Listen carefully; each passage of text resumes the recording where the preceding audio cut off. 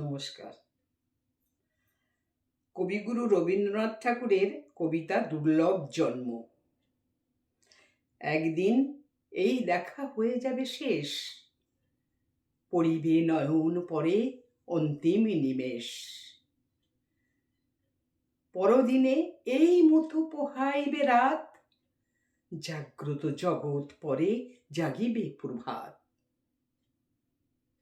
সুখে দুঃখে ঘরে ঘরে বহি যাবে বেলা, সে কথা স্মরণ করি নিখিলের পানে আমি আজি চেয়ে আছি উৎসুক নয়নে। যাহা কিছু হেরি চোখে কিছু তুচ্ছ নয়, সকলই দুর্লভ বলে আজি মনে হয়। দুর্লভ এ ধরনীর লেশতম স্থান, দুর্লভ এ জগতের ব্যর্থতম প্রাণ।